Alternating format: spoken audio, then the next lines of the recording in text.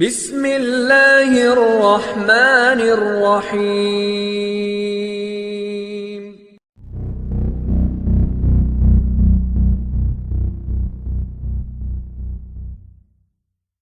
کبھی یہ خیال آیا ہے کہ نماز میں جو ہم سورۃ الفاتحہ پڑھتے ہیں دن میں اتنی بار، کیا یہ صرف کچھ الفاظ ہیں جو ہم دہرا دیتے ہیں یا اس کے پیچھے کچھ بہت گہرا کوئی ذاتی تعلق چھپا ہوا ہے؟ جی، یہ سوال بہت اہم ہے۔ کیونکہ ایک حدیث قدسی ہے جس نے میرے لیے تو نماز کا پورا تجربہ ہی بدل دیا۔ اللہ تعالیٰ فرماتے ہیں کہ میں نے نماز کو اپنے اور اپنے بندے کے درمیان آدھا آدھا تقسیم کر لیا ہے۔ بالکل۔ تو اس کا مطلب تو یہ ہوا کہ یہ کوئی عام دعا نہیں، یہ ایک براہ راست مکالمہ ہے، ایک ڈائیلاگ ہے۔ جی، اللہ اور بندے کے درمیان۔ ہم ایک آیت پڑھتے ہیں اور عرش کے اوپر سے اس کا جواب آتا ہے۔ آج ہم اسی مکالمے کی گہرائی میں اترتے ہیں اور کوشش کرتے ہیں کہ اس جواب کو محسوس کر سکیں۔ آپ نے گفتگو کا آغاز بالکل صحیح جگہ سے کیا ہے۔ یہ سورت قرآن کا گیٹ وے ہے، اس کا دیپاچہ ہے۔ صحیح۔ اور اس کی عظمت کا اندازہ تو آپ بس اس کے ناموں سے ہی لگا لینا۔ اسے ام الکتاب یعنی قرآن کی ماں کہا جاتا ہے۔ قرآن کی ماں؟ جی، کیونکہ پورے قرآن کا جو سمندر ہے اس کا خلاصہ ان 7 آیات کے کوزے میں بند ہے۔ سبحان اللہ۔ اسے الشفا بھی کہتے ہیں، یعنی شفا، اور صرف جسمانی نہیں بلکہ روح اور دل کی بیماریوں کے لیے۔ اور السبع المثانی بھی تو کہتے ہیں۔ جی، السبع المثانی یعنی وہ 7 آیات جو بار بار دہرائی جاتی ہیں۔ لیکن سب سے دلچسپ تصور یہ ہے کہ سورۃ الفاتحہ بندے کی طرف سے ایک جامع دعا ہے۔ ایک سوال کی طرح؟ بالکل ایک سوال، ایک پکار۔ اور باقی پورا قرآن سورۃ البقرہ سے لے کر سورۃ الناس تک اسی ایک دعا کا تفصیلی جواب ہے۔ یہ تصور ہی ذہن کھول دیتا ہے کہ ہم سوال کرتے ہیں اور جواب میں اللہ ہمیں پورا قرآن عطا کر دیتا ہے۔ جی ہاں۔ تو آئیے اس مکالمے کا آغاز وہیں سے کرتے ہیں جہاں سے اللہ نے ہمیں سکھایا ہے۔ پہلی آیت، الحمدللہ رب العالمین۔ تمام تعریفیں اللہ کے لیے ہیں جو تمام جہانوں کا رب ہے۔ ہم اپنی بات کا آغاز اللہ کی حمد سے کرتے ہیں۔ عام طور پر تو ہم شکر کا لفظ استعمال کرتے ہیں۔ حمد میں ایسی کیا خاص بات ہے؟ یہاں ایک بہت ہی باریک اور خوبصورت فرق ہے۔ دیکھیں، شکر کا تعلق ہوتا ہے کسی نعمت سے، کسی فائدے سے۔ اچھا۔ مجھے اچھی نوکری ملی، میں نے شکر ادا کیا۔ صحت اچھی ہے، شکر ادا کیا۔ لیکن حمد اس سے کہیں زیادہ وسیع ہے۔ وہ کیسے؟ حمد کا تعلق نعمت سے نہیں، اللہ کی ذات سے ہے، اس کی صفات سے، اس کی خوبصورتی اور عظمت کے اعتراف سے۔ حمد تو اس وقت بھی کی جاتی ہے جب بظاہر کوئی نعمت نظر نہ آ رہی ہو۔ واہ! کیونکہ اللہ کی ذات خود حمد کے لائق ہے۔ تو جب ہم الحمدللہ کہتے ہیں تو ہم صرف یہ نہیں کہہ رہے کہ اے اللہ تیرے تحفوں کا شکریہ، بلکہ یہ کہہ رہے ہیں کہ اے اللہ تو جیسا ہے اس پر تیری تعریف ہے۔ یہ تو بہت دلچسپ بات ہے۔ تو کیا اس کا مطلب یہ ہے کہ جب ہم مشکل میں ہوں اور کوئی ظاہری نعمت نہ بھی دکھ رہی ہو تب الحمدللہ کہنا وہ ایمان کا سب سے بڑا اظہار ہے؟ بالکل، یہی تو کمال ہے۔ مشکل میں الحمدللہ کہنا اس بات کا اقرار ہے کہ میرا بھروسہ حالات پر نہیں بلکہ اس رب پر ہے جو ان حالات کا خالق ہے۔ صحیح۔ اور پھر دیکھیں اس کے فوراً بعد کیا آتا ہے، رب العالمین، تمام جہانوں کا رب۔ جی۔ جب میں رب العالمین کہتی ہوں تو میرا ذہن اکثر بس اسی سیارے، انسانوں اور جانوروں تک جاتا ہے۔ اور یہ لفظ اس سے کہیں زیادہ وسیع ہے۔ یعنی یہ گیلیکسیوں، بلیک ہولز اور وہ مخلوقات جن کا ہمیں علم تک نہیں، سب کا رب۔ بالکل، یہی تو اس لفظ کی وسعت ہے۔ رب کا مطلب صرف پالنے والا نہیں ہے، رب کا مطلب مالک بھی ہے، آقا بھی، تربیت کرنے والا، اور ہر چیز کو اس کے کمال تک پہنچانے والا بھی ہے۔ اور عالمین؟ عالمین عالم کی جمع ہے، یعنی ہر وہ چیز جو اللہ کے سوا موجود ہے۔ تو جب ہم یہ آیت پڑھتے ہیں تو ہم گویا پوری کائنات کی نمائندگی کرتے ہوئے اللہ کی حمد بیان کر رہے ہوتے ہیں۔ جیسے ہم اس کائناتی کورس کا حصہ بن گئے ہوں جس میں ہر ذرہ اللہ کی تسبیح کر رہا ہے۔ کیا خوب کہا آپ نے۔ اور یہی وہ لمحہ ہے جب اللہ کا جواب آتا ہے۔ حدیث قدسی کے مطابق جب بندہ یہ کہتا ہے تو اللہ فرماتا ہے حمدنی عبدی، یعنی میرے بندے نے میری تعریف کی۔ ذرا سوچئے، کائنات کا رب ہمارے الفاظ کو سن کر یہ جواب دے رہا ہے۔ اس احساس سے ہی رونگٹے کھڑے ہو جاتے ہیں۔ بالکل، اور اس عظیم تصور کے فوراً بعد دوسری آیت آتی ہے، الرحمن الرحیم، جو بہت مہربان، نہایت رحم والا ہے۔ جی رب العالمین جیسی عظیم اور ہیبت والی صفت کے فوراً بعد دوبارہ رحمت کا ذکر مجھے ہمیشہ اس ترتیب نے سوچنے پر مجبور کیا ہے۔ ایسا کیوں ہے؟ کائنات کے بادشاہ کا تعارف کروا کر فوراً اس کی رحمت کیوں یاد دلائی جا رہی ہے؟ اس ترتیب میں ایک بے مثال نفسیاتی اور روحانی حکمت ہے۔ جب آپ کو بتایا جائے کہ آپ کا تعلق پوری کائنات کے مالک سے ہے تو دل میں ایک ہیبت پیدا ہو سکتی ہے نا؟ جی، ایک جلال کا احساس، شاید تھوڑا سا خوف بھی۔ تو اللہ تعالیٰ نے فوراً بعد الرحمن الرحیم کہہ کر اس ہیبت کو محبت اور امید میں بدل دیا۔ پیغام یہ ہے کہ ہاں، وہ تمام جہانوں کا مالک ہے، لیکن وہ کوئی جابر بادشاہ نہیں۔ بلکہ اس کا بنیادی تعارف ہی رحمت ہے۔ بالکل۔ اس کا جلال اس کی رحمت کے تابع ہے۔ اور یہ دو الگ الگ لفظ کیوں ہیں، الرحمن اور الرحیم؟ کیا ان میں کوئی خاص فرق ہے؟ جی، علماء نے اس پر بہت خوبصورت بات کی ہے۔ الرحمن کے وزن میں ایک جوش اور وسعت ہے۔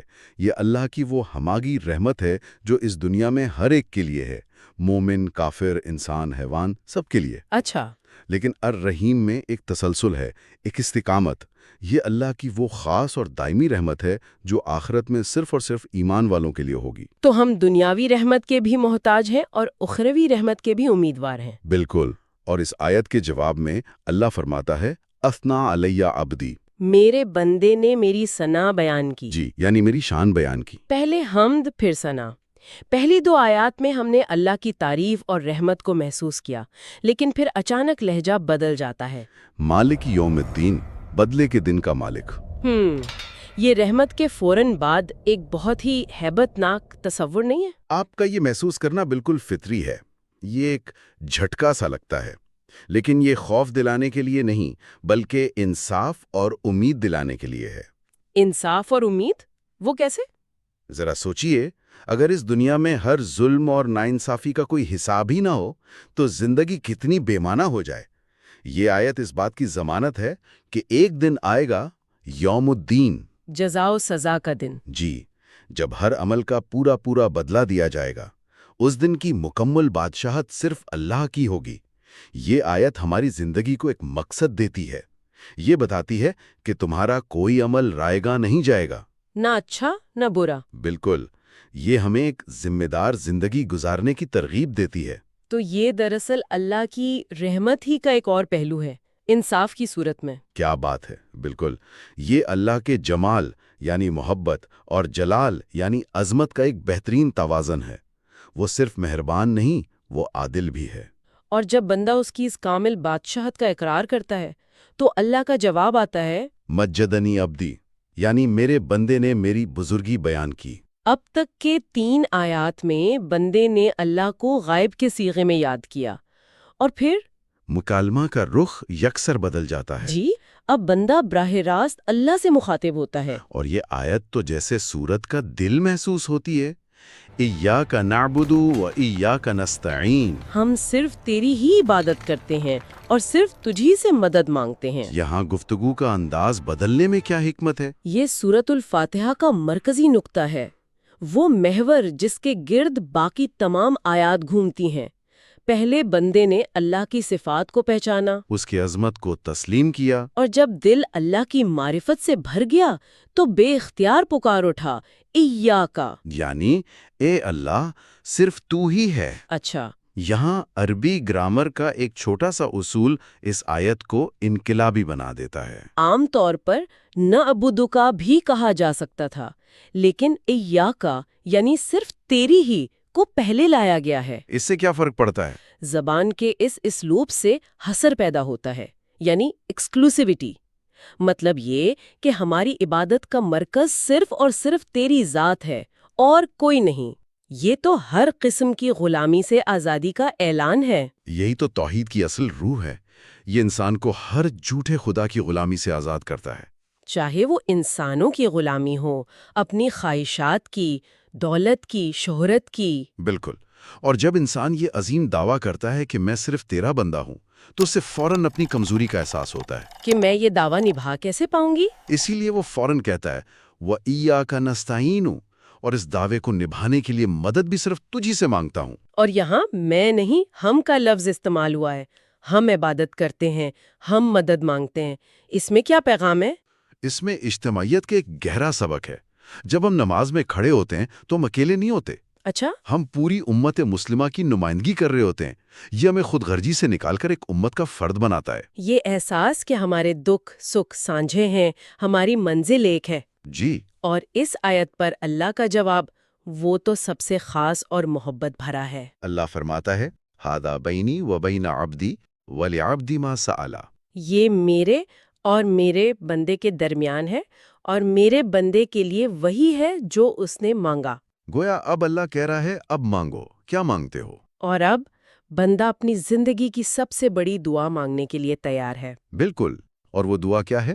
اہدنا الصراط المستقیم، ہمیں سیدھے راستے کی ہدایت دے۔ دنیا کی تمام نعمتوں کو چھوڑ کر رزق، صحت، کامیابی، سب سے بڑی دعا ہدایت کی کیوں مانگی گئی؟ کیونکہ ہدایت ہی تو تمام کامیابیوں کی جڑ ہے۔ اگر راستہ ہی سیدھا نہ ہو تو انسان جتنی بھی تیز دوڑے منزل پر نہیں پہنچ سکتا، بلکہ منزل سے اور دور ہوتا جائے گا۔ بالکل، رزق اور صحت تو کافر کو بھی مل جاتے ہیں، لیکن ہدایت وہ خزانہ ہے جو انسان کو دنیا اور آخرت کی حقیقی کامیابی عطا کرتا ہے۔ اس کی کوئی مثال؟ اسے ایسے سمجھیں جیسے آپ جی پی ایس استعمال کر رہے ہیں۔ منزل سیٹ ہے، لیکن ہر موڑ پر جی پی ایس آپ کو بتاتا ہے اب دائیں مڑیں، اب سیدھا چلیں۔ ہدایت بھی ایسی ہے۔ واہ، بہت خوبصورت مثال ہے۔ زندگی کے ہر موڑ پر، ہر فیصلے میں ہمیں اللہ کی رہنمائی چاہیے۔ اسی لیے ہم یہ دعا ہر روز ہر نماز میں دہراتے ہیں۔ اور پھر قرآن اس سیدھے راستے کو مبہم نہیں چھوڑتا، آخری آیات اس کی مکمل وضاحت کر دیتی ہیں۔ جی، اللہ تعالیٰ نے اس راستے کو 3 گروہوں کی مثال سے واضح کیا تاکہ کوئی شک باقی نہ رہے۔ پہلا، مثبت راستہ، صراط الذین انعمت علیہم، ان لوگوں کا راستہ جن پر تو نے انعام کیا۔ یہ کون لوگ ہیں؟ قرآن خود سورۃ النساء میں بتاتا ہے، انبیاء، صدیقین، شہداء اور صالحین، یہ ہمارے رول ماڈلز ہیں۔ یعنی وہ لوگ جن کے پاس علم بھی تھا اور انہوں نے اس پر عمل بھی کیا۔ بالکل، اور وہ 2 گروہ کون سے ہیں جن کے راستے سے ہم پناہ مانگتے ہیں؟ یہ بہت اہم ہے۔ پہلا گروہ ہے غیر المغضوب علیہم، یعنی نہ کہ ان کا جن پر غضب کیا گیا۔ یہ کون لوگ ہیں؟ یہ وہ لوگ ہیں جن کے پاس علم تھا، حق کو پہچانتے تھے، لیکن اپنی ضد، تکبر یا دنیاوی مفادات کی وجہ سے جان بوجھ کر اس پر عمل نہیں کیا۔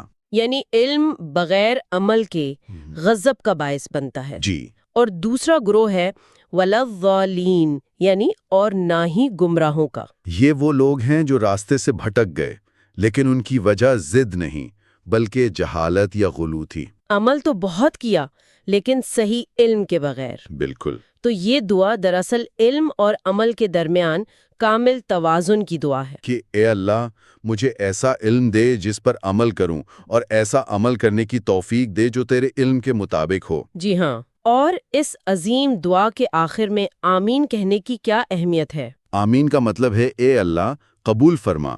یہ صرف ایک لفظ نہیں بلکہ اس پورے عہد و پیمان پر ایک مہر ہے۔ ایک تصدیق کی طرح۔ جی، جب ہم آمین کہتے ہیں تو گویا یہ کہہ رہے ہوتے ہیں کہ اے اللہ ہم نے سیدھا راستہ مانگا ہے، ہم نے عہد کیا ہے، اب تو اسے قبول فرما اور اس پر قائم رہنے کی ہمت دے۔ سبحان اللہ۔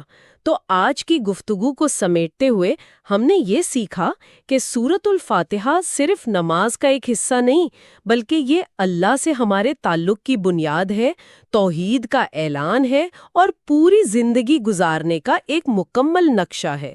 بالکل، اور اس گفتگو کے بعد سننے والوں کے لیے 2 عملی نکات ہیں۔ ضرور۔ پہلا یہ کہ اگلی نماز میں جب سورۃ فاتحہ پڑھیں تو ہر آیت پر ٹھہریں اور اللہ کے اس جواب کو اپنے دل میں محسوس کرنے کی کوشش کریں۔ جب آپ کہیں الرحمن الرحیم تو ایک لمحے کے لیے سوچیں کہ اللہ کہہ رہا ہے میرے بندے نے میری شان بیان کی۔ جی، یہ عمل نماز میں وہ خشوع پیدا کرے گا جس کی ہم سب کو تلاش ہے۔ اور دوسرا سبق؟ دوسرا یہ کہ اپنی زندگی کا روزانہ جائزہ لیں کہ ہم ان 3 راستوں میں سے کس پر ہیں۔ کیا ہمارا رویہ انعام یافتہ لوگوں جیسا ہے، یا خدا نہ خواستہ ہم علم کے باوجود عمل سے غافل ہو کر مغضوب والا رویہ اپنائے ہوئے ہیں، یا لا علمی میں بھٹک کر ضالین کی راہ پر ہیں؟ جی، یہ خود احتسابی بہت ضروری ہے۔ یہ واقعی گہرے غور و فکر کے نکات ہیں، اور آج کے لیے ایک حتمی غور طلب نکتہ چھوڑ کر جانا چاہوں گی۔ ضرور۔ ہم سب نماز میں کھڑے ہو کر بظاہر آسانی سے ایک بہت بڑا دعویٰ کر دیتے ہیں، ایاک نعبد، ہم صرف تیری ہی عبادت کرتے ہیں۔ بہت بڑا دعویٰ ہے۔ تو آج کا حتمی سوال یہ ہے کہ کیا نماز سے باہر ہماری عملی زندگی، ہمارا وقت کس کی غلامی میں گزرتا ہے؟ ہماری وفاداریاں کس کے لیے ہیں؟